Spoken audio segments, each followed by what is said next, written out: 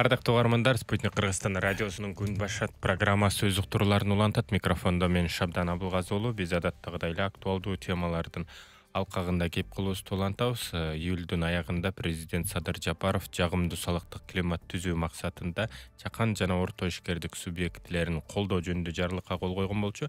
Мындан тышкары ушул жылдын башында салык кодекси иштеп баштаган.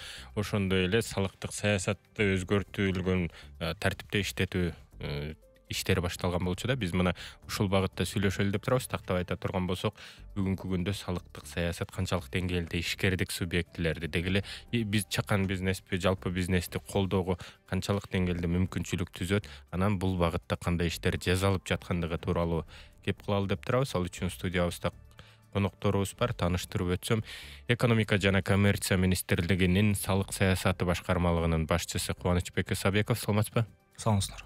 Ошондой эле бизде мамлекеттик салык кызматынын салык төлөөчүлөр менен иштөө башкармалыгынын методологиялык бөлүмүнүн башчысы Рыскелди Ажбаев. Саламатсызбы? Саламатсыз. Кубанычбек мырза, сизден баштайт окшойбуз. Бүгүнкү күндө кандай салыктык тартиптер иштеп жатат, анан алар канчалык деңгээлде ишкерлерге колдоо көрсөтүү жаатында мүмкүнчүлүктөрдү, шарттарды түзөт десек болот? Саламатсыздарбы, урматтуу угармандар. Биздин жарандарыбыз, ишкерлерибиз негизи акыркы убакытта баарыңар көрүп жаткандай салык саясатында чоң реформалар болуп жатат.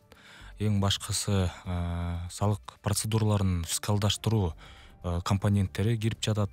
Бул ошол эле электрондук эсеп фактура, товарларды маркалоо, көзөмөл кассалык машинаны киргизүү жана башкалар. Ошонун алкагында азыркы учурда чоң максаттар коюлган. Эң биринчиден бул ошол көмүскө экономиканы азайтуу.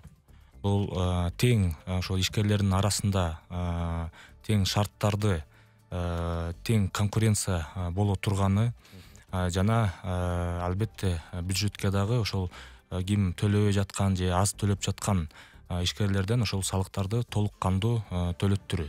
Жана дагы бир айтып кетейин, ошол бүт процедуралардын жыйынтыгында биздин жарандарга дагы мындай айтканда легалдуу, контрафакт эмес, чоң мындай сапаттуу товарларды сатып алуу. Ошондуктан бул мындай айтканда биздин керектөөчүлөрдүн дагы укуктарын коргоо. Эми мына президенттин жарлыгына ылайык 26-июлда чыкты. Бул эң биринчиден силер деле көргөнсүңөр болуш керек, ушул фискалдаштыруу процедураларын киргизүү алкагында чоң талкуу болгон ишкерлер менен. Бул ошол эле көзөмөл кассалык машинасы, электрондук эсеп фактура. Ошондо биз жумушчу топ түзүп, ишкерлер дагы катышкан, толук кандуу катышып, активдүү катышкан. Ошол жерден ушундай бир сунуштар чыгып, президенттин жарлыгында көрсөтүлдү. Бул эң биринчиден айып пулдардын ставкаларын азайтуу, анан жана бирдиктүү салык режиминде дагы ставкаларды төмөндөтүү. Эмнеден бул чыкты? Көп жылдан бери бизде патент системасы иштеп жатат. Айтып койчу нерсе, бул эски салык кодексте деле жаңы салык кодекс кирди ошол жылдан баштап. Ал жерде ушул патент менен иштегенге ишкерлерге мүмкүнчүлүк болчу, эгер жылына 8 миллиондон акча жүгүртүү көлөмү ашпаса. Бирок тилекке каршы мына ошол фискалдаштыруу кирип жаткандан кийин ошол 8 миллион аныктап, мындай айтканда көп ишкерлер 8 миллиондон ашып иштеп, бирок патент менен колдонуп жүрчү. Ошол жумушчу топто ишкерлер өздөрү ошону айтып, ооба ошондой иштеп жүргөнбүз, кээ бирлерде 30 миллион, 50 миллион, 100 миллионго чейин жетип, бирок ушул патент менен иштеп жүрчү экен. Эми биз мындай кылдык. Буга чейин убакыт өттү. Мындай өткөн ушундай мыйзам бузууларга көз жумалы. Мына алдыга келечекте кандай иштейбиз деп ошол бир мындай сунуштар иштелип чыкты да. Бул жерде ушул президенттин жарлыгына ылайык азыркы учурда 24 августта коом талкууга чыкты мыйзам долбоору ушу салык кодекске жана башка мыйзамдарга өзгөртүү киргизүү боюнча. Эң башкы бул жерде нормалар буга чейин айтылып кеткендей айыптарды азайтуу, бул кассалык чекти эгер бербесе же ошол көзөмөл кассалык бузулуп калган, жакшы иштебей жаткан кассалык машинаны колдонсо, азыркы учурда эгер физикалык жакка 3000 сом болсо, юридикалык жакка 13000 сом. Мыйзам долбоору боюнча сунушталып жатат. Биринчи эгер ошондой бузуу болсо эскертүү берүү, экинчи жолу ушундай бузуу болсо физикалык жакка 500 сом, юридикалык жакка 5000 сом. Эгер үчүнчү жолу бузуу, үчүнчү, төртүнчү ошондон бери кетсе, анда азыркыдай 3000 сом физикалык жак жана юридикалык жакка 13000 сом. Мындай айтканда, 1-2 жолу мындай эскертүү жана аз ставкасы болгон айыпты коюлуп жатат. Бул эми мындай айтканда, эгер ишкер чын эле таза иштейин десе, мүмкүн 1-2 жолу адашы мүмкүн. Анткени жаңы мындай компоненттерге өтүп жатат. Бирок эгер 3-чү, 4-чү, 5-чи жолу бузуп жатса, бул мындай айтканда көңүлү жок, атайын бузуп жатканы десек болот да. Ошол эле учурда ошол айып боюнча дагы бир жакшы норма кирип жатат. Эгер ошол айып салынса, 15 күндүн ичинде төлөсө, анда 70% мындай айтканда жеңилдик болот. 30% эле төлөгөнгө мүмкүнчүлүк болот. Ошондой дагы бул мындай айтканда стимул, ушул айыпты эртерээк төлөп жана ошол таза иштегенге мүмкүнчүлүк болот деген нерсе. Анан бул жерде айтып коючу нерсе, ошол бирдиктүү салык режиминде ставкасы төмөндөп атат. Бул 30 миллионго чейин болсо, акча жүгүртүү көлөмү жылына 0,5% деп атабыз. Эгер 30-тан 50 миллионго чейин болсо 1%, эгер 50-дөн ашса, ошол бирдиктүү режимдагы мындай айтканда чеги жок мүмкүнчүлүк болот деп атабыз. Ошо бирок анда 50 миллиондон ашса, накталай болсо 4%, накталай эмес болсо 2%. Мындай айтканда азыркы турган ставкалар иштейт. Ошол эле учурда албетте ошол бир нече биздин ишкерлер буга чейин деле азыр деле иштеп жатышат ошол ставкалар менен. Ошондуктан бул жерден кээ бир категорияга төмөндөтүп жатпайбызбы? Ошондуктан биз сатуудан алынган салыкты ставкасын көбөйтүп атабыз. Мындай айтканда, бизде өндүрүүчү же импортер болот. Импорттоочу ишкер ошол ар бир товар ошондой келет да, биздин мындай айтканда сатууга. Ошондо биздин импорттоочу же өндүрүүчү жөнөкөй субъектке сатса, бүт жана ставкалар менен коюлган сатса, анда ал ишкерге эч бир мындай өзгөртүү болбойт.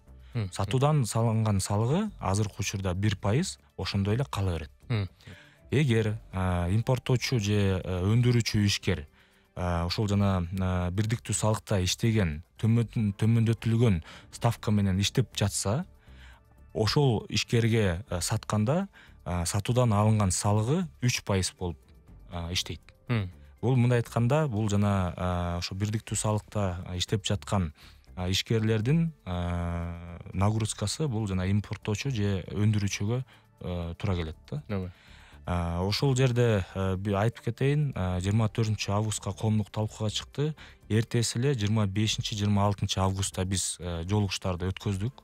Экономика министрлигинин аянтчасында салык кызматынын өкүлдөрү келишти, чогуу өткөрүп, анан ошо ишкерлерге ушундай айтып бердик. Ишкерлердин ошол чоң импорттоочу, өндүрүүчү ишканалардын өкүлдөрү келишти. Ушул өзгөртүүлөргө мындай карама каршылык бир пикирин көрсөткөн жок.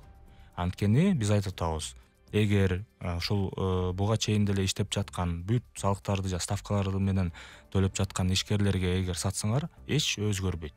эгер жанакындай төмөндөтүлгөн ставка менен иштеп аткан ишкерлерге сатсаңар, анда мындай айтканда 2% кошулат сатуудан алынган салыкка.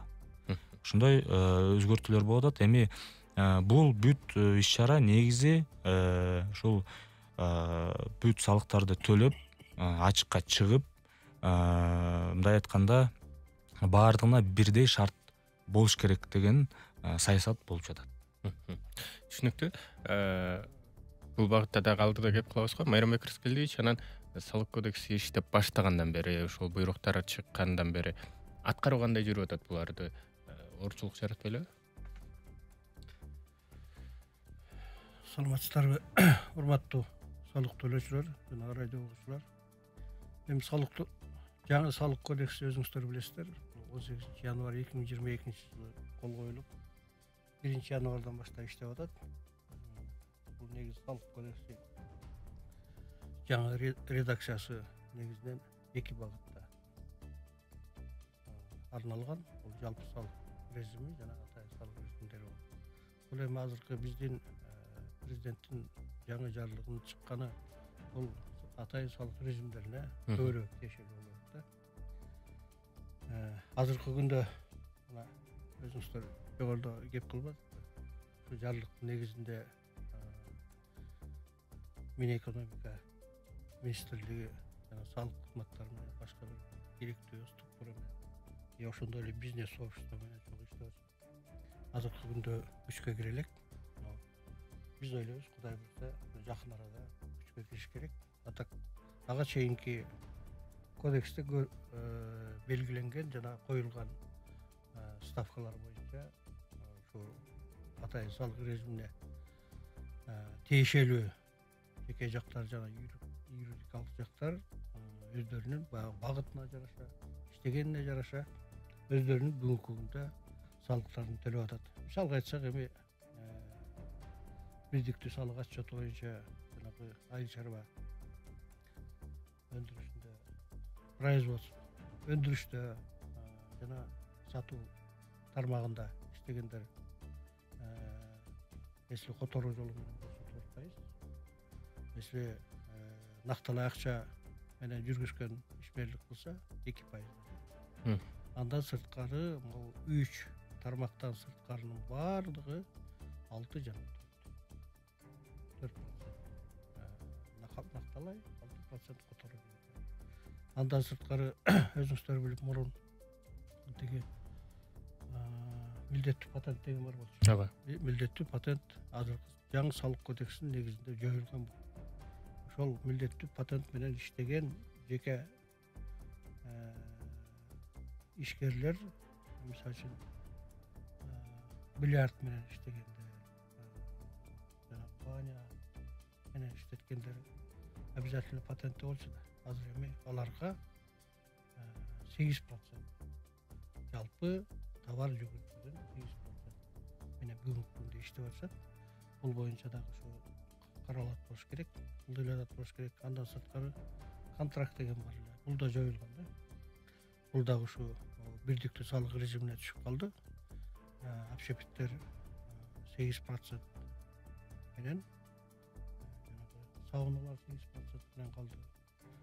Андан сырткары дагы бир жаңы нерсе, бул айрыкча бул жеңил өнөр жайында. Бул текстиль тиккендерге, швейный цехтерге башынан эле эскиден эле ылгат аябагындай каралган да. Патент менен иштейт эле, патентте 10 машинага 1000 сом, анан каждый 20га 500 сом, 30га 2000 сом болуп кошулду да. Азыр деле ошол жеңилдиктер калды. Азыр мисалы үчүн бир эле нерсеси болду, ушу только патент менен эмес, общий режим эмес, жеңил өнөр жай менен иштөө багытында иштеген жеке ишкерлер же юридикалык жактар жалпы товар жүгүртүүдөн 0,25 гана пайыз налог төлөйт. Мисалы үчүн миллион сомго продукция чыгарса, болгону 2,5 миң сом төлөп коет. Бул тандоо жолу менен. Бирок патент багытында да калды. Ошондой эле жеңилдиктер менен калды да. Азырынча ушу 1 январда жарык көргөн салык кодексинин негизинде иштеп атабыз. Бирок бул жашоо экен да. Жана турмушта көптөгөн муктаждыктар жана жашоо өзү көрсөтүп аткандай азыр өкмөт дагы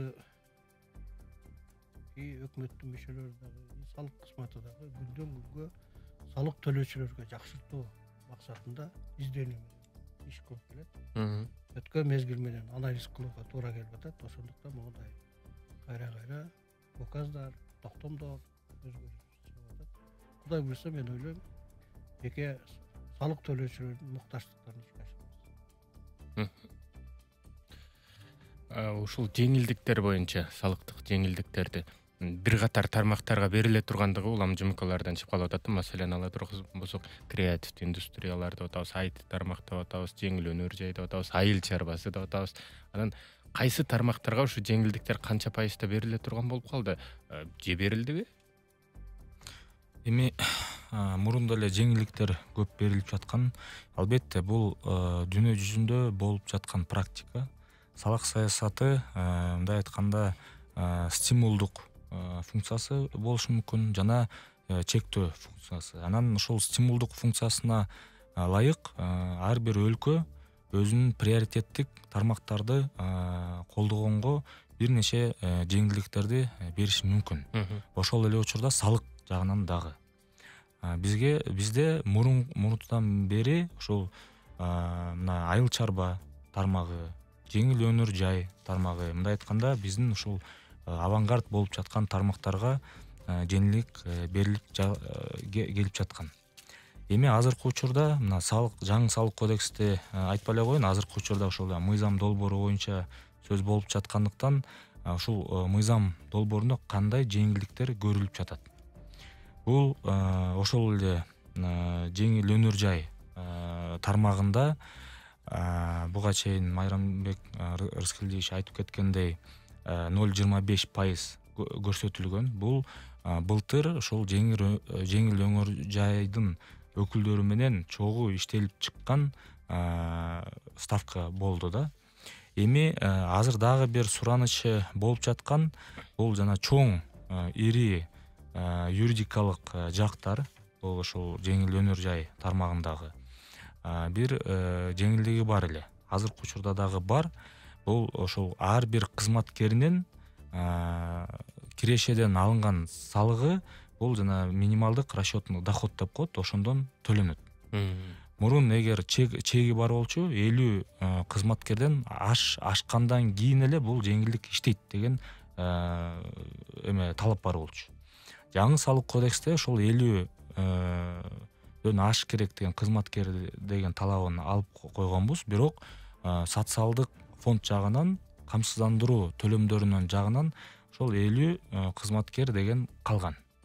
Азыркы учурда ошол жеңил өнөр жайдын өкүлдөрү абдан суранып, салык жагынан ошондой талап алынды, бирок ошол камсыздандыруу төлөм жагынан ошол талап калып жатат. Ошондагы алып койбойсуңарбы деп биз дагы карап чыгып, ошол 5 жылга деп суранып жатышат. Ошол мыйзам долбоордо ошол 50 кызматкер деп алынып жатат талап. Бул эмнеге кылынып жатат? Азыркы учурда ошол тармакта юридикалык жактардын саны 40 ишкананын тегерегинде. Бирок биз билебиз, абдан көп ошол тармакта мындай жумушчу орун дагы бар, көп ишканалар бар, бирок көбү ошол патент системасында иштеп жатат. Ошондуктан азыркы учурда биз ошол патент системасын азайталы, мындай айтканда эсепке чыксын, жана ошол башка өлкөлөр менен дагы соода жүргүзгөндө, мисалы ошол эле Орусия Федерациясы көп ошол юридикалык жактар менен иштегенге аракет кылышат. Ошондуктан биринчиден бул жана бирдиктүү салык режимин биз абдан ыңгайлуу кылдык. Ошол патенттин деңгээлин 0,25 деп өздөрү суранып, аны коюп бердик 5 жылга. Бул биринчиден. Экинчиден ошол юридикалык жакка өтөйүн десе, бул мындай жалпы режимде. Ал жерде ошондой бир жеңилдик колдонгонго 50дөн аш керек кызматкер. Бирок мындай ойлонсок, азыркы учурда бир мындай цех иштесе, бир 30-40 тигүүчү менен иштесе, Ал ошол юридикалык жакка өткөндө ал жеңилдик иштебейт, мисалы ошол кызматкерлер. Ошондуктан ошол 50дөн ашкан кызматкер деген талапты азыр эгер алсак, мындай айтканда бүт мүмкүнчүлүк болот. Же бирдиктүү салык режимге өткөнгө, же жалпы режимге өткөнгө. Биз азыркы учурда албетте ошол тигүү тармагындагы патентти алып салабыз деген сөз жок. Мыйзам долбоордо ал жок. Бирок биз жеңил өнөр жай тармактын өкүлдөрү менен мына бир нече убакыттан бери сүйлөшүп жатабыз. Аларды да мындай айтканда даярдап, бир четинен ушундай бир альтернативдүү ыңгайлуу режимдерди даярдап, аларга айтып жатабыз. Патент бир учурда жокко чыгарганга шарт болот. Ошого барышыбыз керек. Ошого барыш керекпиз деп, биз дагы аларды даярдап, бир четинен жөн эле жок кылып салбайбыз деп, мындай жакшы варианттарды сунуштап жатабыз. Экинчиден, ошол сиз айтып калдыңыз, креативдүү индустрия деп, бүткүл дүйнө жүзүндө бул абдан өнүгүү болуп жатат. Ошондуктан мына бизде дагы ошол креативдүү индустрия боюнча мыйзам кабыл алынды. Ошол мыйзам кабыл алгандан кийин бир нече сунуштар болду. Ошону бир карап чыгып, биз азыр ошол салык кодекске өзгөртүүдө сунуштап жатабыз. Биринчи 2 жыл 0,5% деп, бул акча жүгүртүү көлөмүнөн. Андан кийин 1%, андан кийин 2% деп, мындай этап менен мындай төмөндөтүлгөн ставкадан башталсын деп. Албетте алардын бир сунушу болгон 3 жыл такыр эле төлөбөйлү деп. Эми аны биз ойлойбуз башка ишкерлер деле түшүнбөй калышы мүмкүн. Анткени баардыгы төлөш керек деп биздин конституцияда көрсөтүлгөн. Дагы бир нече айтып коеюн, ошол биздин өнүктүрүү, мындай айтканда өзүбүздүн өнүктүрүүбүз аябай өнүктүрүү эмес, өндүрүү тармагы ишке алсын деп, азыркы учурда өндүрүү ишканаларды биз бир нече салыктан бошотолу деп жатабыз. Бирок ал министрлердин кабинетинин тизмеси боюнча болот. Бул мындай айтканда азыркы учурда токтоп калган же потенциалы бар, бирок мындай жакшы иштебей жаткан стратегиялык ишканаларды биз ошол жакшы бир колдойлу деп атабыз. Алар бутка туруп, ошол эле мисалы майлуу сууда лампа чыгарган өнүктүрүү заводу, дагы бир нече чоң заводдор азыркы учурда кыйналып жаткан учуру бар. Ошондуктан ошол 5 жылга деп, анан мүмкүн дагы 5 жылга узартуусу менен ошол пайдадан алынган салыктан, сатуудан алынган салыктан, кошумча нарк салыгынан дагы ушундай бошотконго мүмкүнчүлүк түзөлү деп жатабыз. Дагы ошол мыйзам долбоордо бизде азыркы учурда автоунаа чыгаруу, мындай айтканда сборка боюнча заводдор пландалууда, курулганга. Ошондуктан ошол боюнча дагы жеңилдиктер көрүлүп жатат. Биз ойлойбуз, ошол жеңилдиктер ошол биздин өндүрүү тармагы бутка туруш керек деп. Ушундай дагы бир нече бизде жеңилдиктер болуп жатат. Дагы бир айтып кетейин, биздин мына айыл чарба тармагында жаңы салык кодексте бир талап бар. Бул 1-сентябрга чейин эсептик же учеттук каттоону өтүп коюш керек деген талап бар. Азыркы учурда бир нече массалык каражаттарда кээ бир ассоциациялар мындай айтканда дүбүрөң салып жатышат. Ошол талапка ылайык биздин айыл мындай айтканда кээ бир продукциянын баалары өсүп кетет, айыл чарба продукциянын баалары өсүп кетет деп бир мындай айтканда туура эмес маалыматты берип жатышат. Мен ошо кайрылып кетейин деп аткам. Эң биринчиден ошо айыл чарба тармагында, ошол эле ассоциацияларга эң биринчиден бул талап эч кандай бир кыйынчылык талап эмес.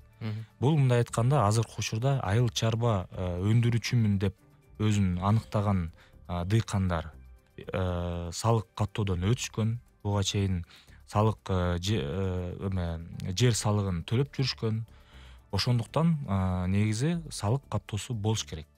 Болгону ошол учеттук каттоодон өтүп, мен чын эле айыл чарба өндүрүүчүмүн деген эле талап. Бул эмнеге кылым чатат? Биз билебиз, биздин ошол дыйкандарыбыз жыл сайын иштеп, бүт ошол жана айыл чарба продукцияны чогултуп, анан ошону сатышат. Бирок тилекке каршы ортодо бир ишкерлер бар. Бул ошол дыйкандардан сатып алып, анан жана переработка болгон же базарларга же магазиндерге саткан бир ортодо, мындай айтканда, ишкерлер.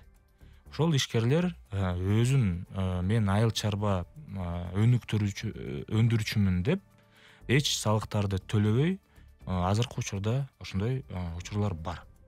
Ошондуктан биз ошол талабыбыз эң биринчиден бул 30 жылдан бери ачыкка чыгалы, көмүскөнү азайталы, таза иштейли, бюджетке салык түшсүн, күчтүү өлкө бололу деп жүрөбүз. Ошондуктан биздин эле талабыбыз ошол ортодо дыйкандан сатып алып, анан саткандардын, ишкерлердин ошол салыгы төлөнсүн деген эле бир талап.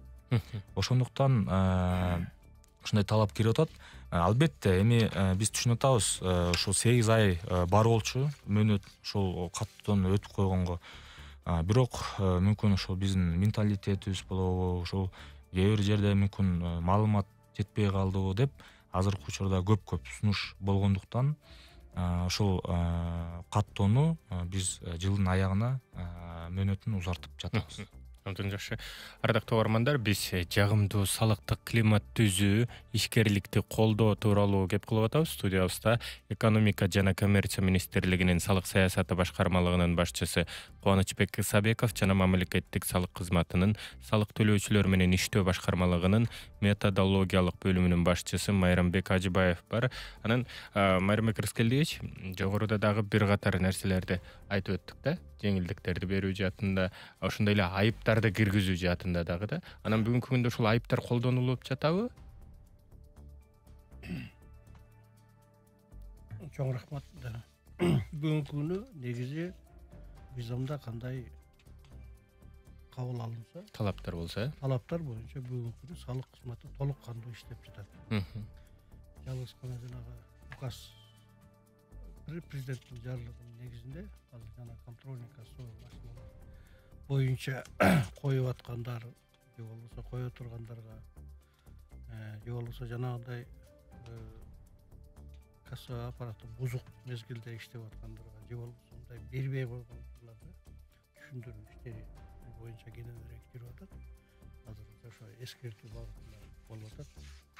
Калган багыттарда мыйзамда көрүнгөн нормалар боюнча иштеп атабыз. Анан ушул ККМ кассаларды стимулдаштыруу жаатында дагы иш алып барып жаткан мамлекеттик салык кызматы тактап айта турган болсок, лотерея өткөрүп, чек талап кылып, анан утуп ал деген акция болчу да. Бул кандайдыр бир стимулдаштырдыбы ишкерлерди? Коом талап кылып атат да. Туура айтасыз. Бул болсо негизинен 2010-жылы бир идея берип жүргөнбүз. Как раз андан бери мына 14 жыл өтүп кетти. Азыркы мына өкмөт башчысынын, президенттин колдоосу менен 14 жылдан кийин ишке бул как раз кеч болсо дагы өз учурунда кирди. Өзүңүздөр көрүп атасыздар. Бүгүнкү күндө 110 миңден ашык. Ошол биздин катышуучулар бар. 7,5 миллиарддан ашык акча жүгүртүлсө биздин жанагы салык тиркемеде көрүнүп турат да, көрүнүп турат. Андан сырткары ошонун баары биздин базада көрүнүп турат да. Бул эми өзүңүздөргө биринчи этап өтпөдү. Мына аябагында элдин кызыгуусу азыр ошондо көп болуп атат. Себеби мына өзүңүздөр көрүп эле ат башында болгону 7 чек алган экен. Ошол мына бир автомобиль. Андан кийин дагы мына бүгүнкү күндө дагы салык экинчи этап өткөн турат 1 октябрда. башында бир автоунаа бар, андан сырткары смартфондор, тиричиликке жараша техникалар, үчүнчүсү болсо акыры 35 декабрда анын эң башкы байгебиз бир бөлмөлүү батир Бишкек шаарында машина бар, эми бул максаты эмне? Максаты ушу эл түшүнсө экен да. Бул контрольный кассовая машина деген эмне? Акчаны берип атканда эмне биз требовать этип алышыбыз керек. Биз ошо өзүбүздүн чөнтөгүбүздөн ушу бир айлап тапкан акчабызды продуктка кетирип атканда мамлекетке эмне түшөт? Анан Кудайга шүгүр ушул көпчүлүктүн жардамы менен бүгүнкү күндө элибиз Кудай буйрса кызыгуу пайда болуп калды. Мындан ары Кудай буйрса эми жылдагы башкача бир багытта мындай нерселерди ойлоп чыгышыбыз керек. Бул өз жемиши берип атат, өз учурунда кирген нерсе. Жакында эле мамлекеттик салык кызматы эскертүү таратты десек болот. Контролдук кассалык машинанын бузулганын, орнотуп алгандар же такыр эле орнотпогондор же кандайдыр бир туура эмес иш алып баргандарга айып салынышы ыктымал, салынат деп эскертүү таратты да. Мындай учурлар эми көп эле кездешип атса керек. Ошондой абал көбөйүп кеткенден кардарлардан даттануулар көп түшүп аткандан ушундай эскертүү таратууга муктаж экенин белгилешти да. Ошол эле ишкерлер менен кайра барып кайсы жери ошондой болуп атканы белгилүү да. Түшүндүрүү иштери жүрүп атабы дегеним да.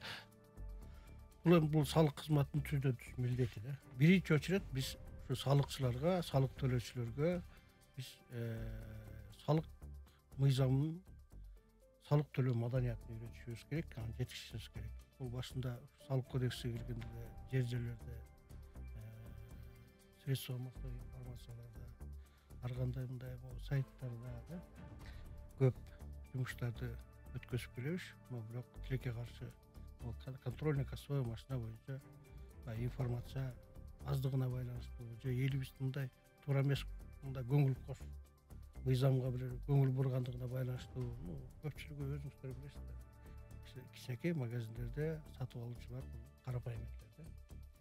Анан ошондой нерселер болду. Бул бекерине чыккан жок да. Көпчүлүгү ошол жерде жанагы чек алгыла деген акция чыккандан бери баары тең чектирип өтөт. Кээ бир жерде жок болуп калып атат. Кээ бир жерде контрольный кассовый аппарат иштебей калып атат.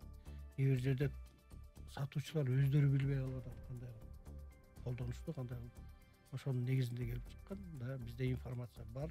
Ар бир райондо биздин башкармалыкта өзүнчө бир мобильный группалар бар. Ошол жерде барып түшүндүрүү иштерин жүрүп, квадратта өздөрүнүн кураторлору бар да. Ошолордун баары күнү түнү дебей түшүндүрүү иштерин алып да. Ошонун негизинде Кудай буйрса азыр массовый мындай контрольный кассовый аппарат боюнча айып салуу деген маселе азыр токтоп турат. Өзгө могу жаңы бир жеңилдиктер Кудай буйрса ишке кирип кетсе ошол боюнча иш алып барат.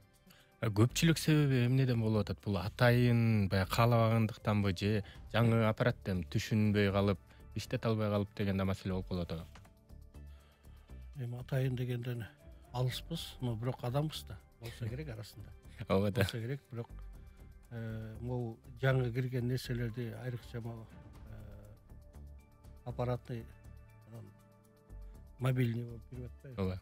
Ошол чөнтөк телефондорго көпчүлүгү башында кошуп алып, ошол боюнча баягы билбей калган учурлар болуп атат. Кээ бир учурда биздин да технический бир себептер болуп калат. Бул кээ бир жерде интернет булактар болуп калат экен, кээ бир жерде жакшы тартпай калат экен, кээ бир жерде могу зданияда чоң жакшы салынган зданияларда интернет булактарынын негизи тартыш начар болуп калат экен да. Ошондой бир маселелер түшүп атат. Но ошонун негизинде иш алып барып атабыз.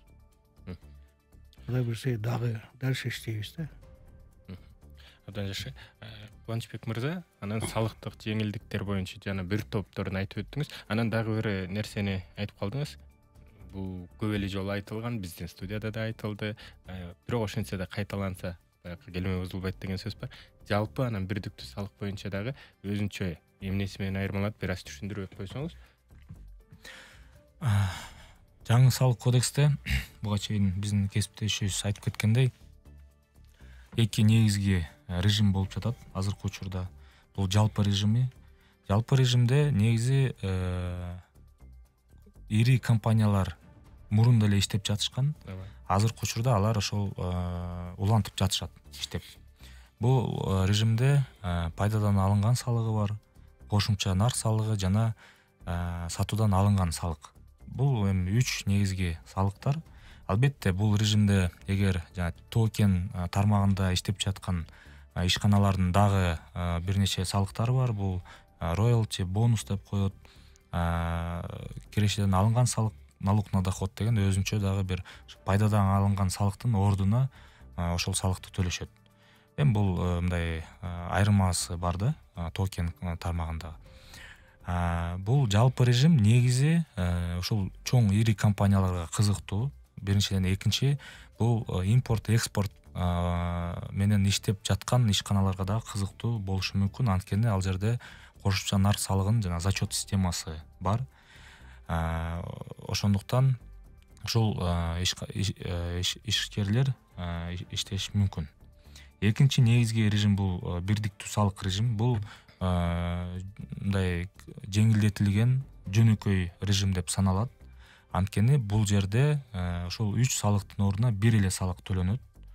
Ошо акча жүгүртүү көлөмүнөн бир нече пайыз кайсы бир ставкалар коюлса, буга чейин дагы айтылып кетти. Бул жерде эгер өндүрүү же соода жүгүртүү тармагы болсо, же ошол айыл чарба продукциясын переработка кылган тармактар накталай болсо 4%, накталай эмес болсо 2%.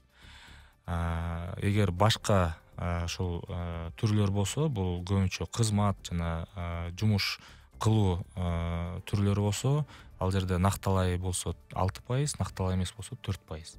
Бул бирдиктүү салык режиминде бир эле ошол кварталда отчет берилет жана албетте жыл өткөндөн кийин бирдиктүү салык декларациясы берилет.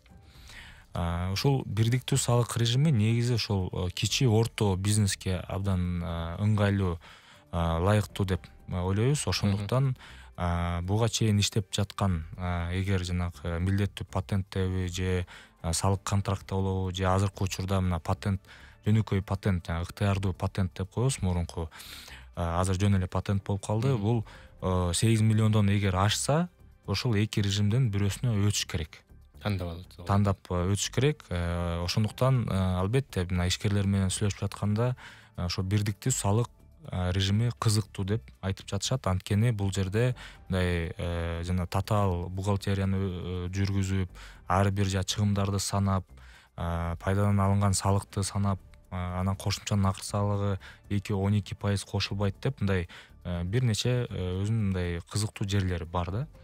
Ошондуктан бул режим ыңгайлуу деп ойлойбуз жана азыркы учурда андан ары барып жатабыз. Эгер мурун бул режим 8 миллионго чейин болсо, жаңы салык кодексте 30 миллионго жана чегин көтөрсөк, азыркы мыйзам долбоордо ушул чеги жок. Мындай айтканда, чоң ири компаниялар деле иштеши мүмкүн деп сунуш болуп жатат. Анан ошол режимге негизи ошол жана ишкерлер менен жолугуп жүрбөдүкпү? Дүкөнчүлөр менен ошол ККМ боюнча же эсеп фактура боюнча каршы болуп жаткан ишкерлер менен жолугуп жүргөндө алар айтып жатышты, ошол 8 миллиондон көбүбүз акчат экенбиз. Патент менен иштей албасак, анда бирдиктүү салык режими кызыктуу, бирок ошол ставкалары бизге абдан жогору болуп жатат деп. Ошондуктан жана башында айтып кеткендей 0,5% жана 1% деп сунушталып жатат.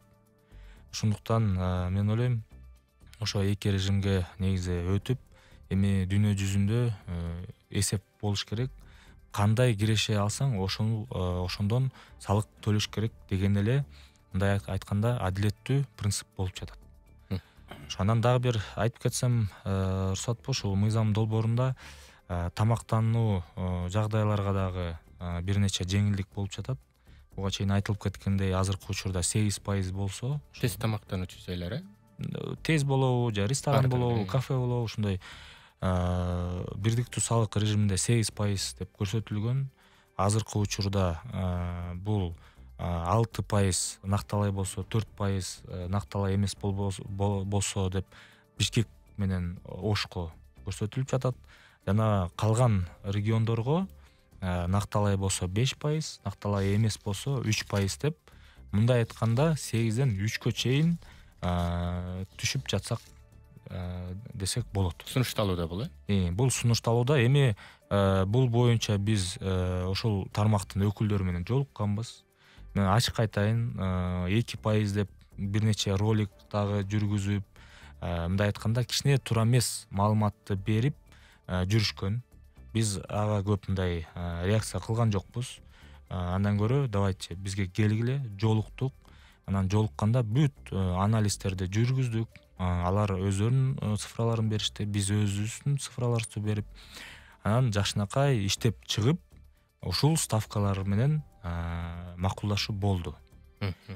Ушул менин эсимде 3 чоң ассоциация келген, жана ушул кафе ресторандарынын өзүнүн өкүлдөрү да келишкен.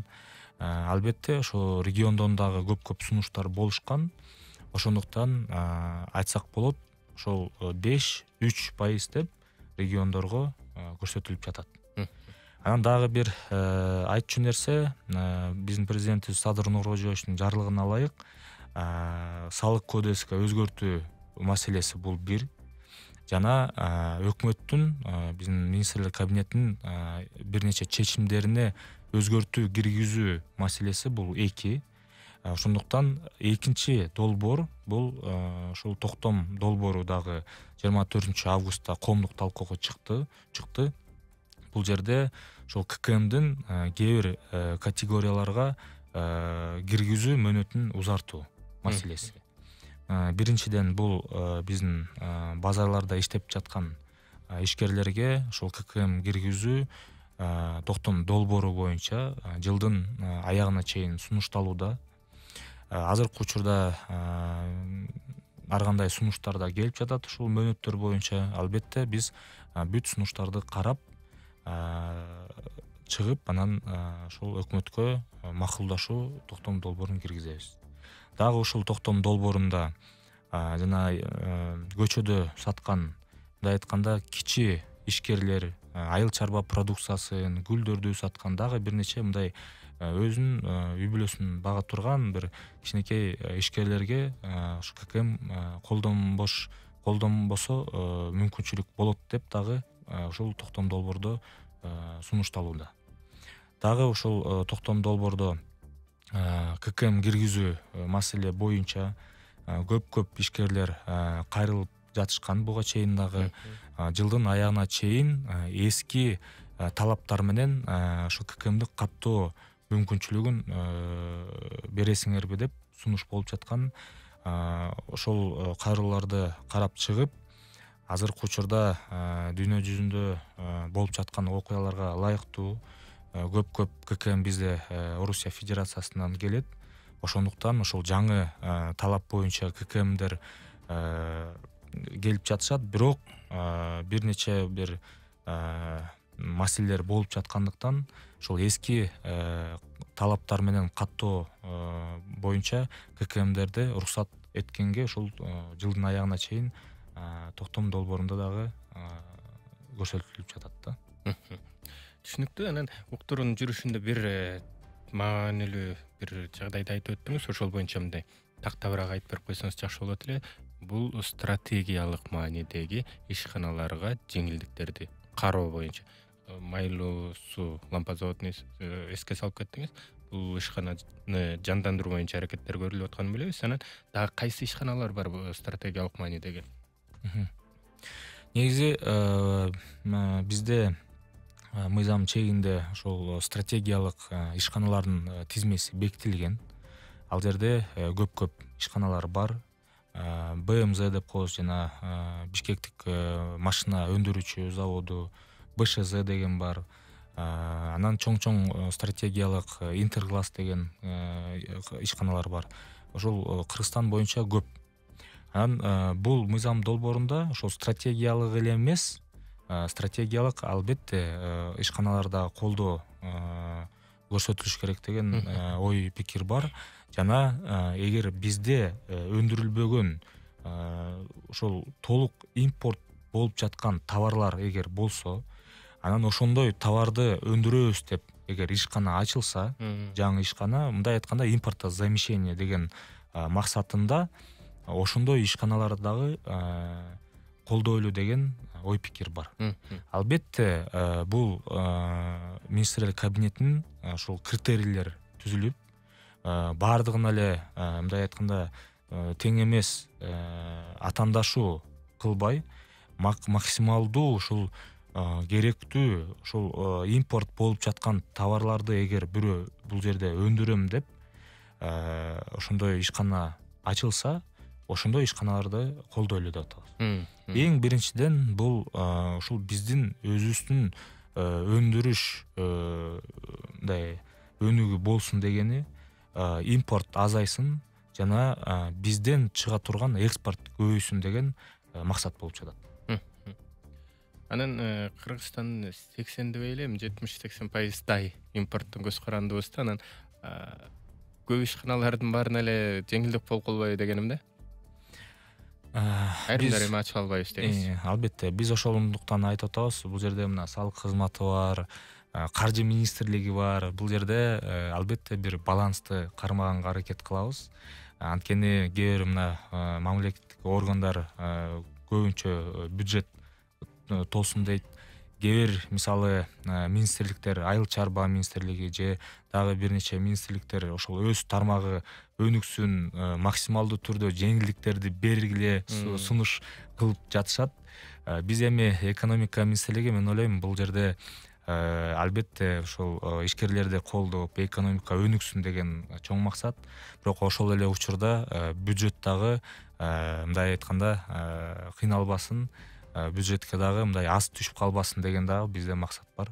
Ошондуктан ошол ортодо бир жакшы балансты кармап, мындай айтканда эки максатты аткарганга аракет кылыш керекпиз. Түшүнүктүү. Сиздерге ыраазычылык убакытта бизге маек берүүгө макулдугуңуздарды бергениңиздер үчүн. Ардактуу угармандар, биз өлкөдөгү жагымдуу салыктык климат түзүү, ишкерликти колдоо жөнүндө кеп кылып жаттык. Тактап айта турган болсок, бул багытта президенттин токтому чыккан болчу, ага чейин салык кодекси иштеп аткан. Ошонун алкагында кандай иштер жасалып жатат, деги эле ишкерликке кандай мүмкүнчүлүктөр түзүлүүдө, ушул тууралуу кеп кылдык. Студиябызда болсо экономика жана коммерция министрлигинин салык саясаты башкармалыгынын башчысы Кубанычбек Сабеков жана мамлекеттик салык кызматынын салык төлөөчүлөр менен иштөө башкармалыгынын методологиялык бөлүмүнүн башчысы Майрамбек Ажыбаев болду. Ал эми уктурууну болсо мен Шабдан Абылгазы уулу алып бардым. Угушканча сак саламатта болуңуздар.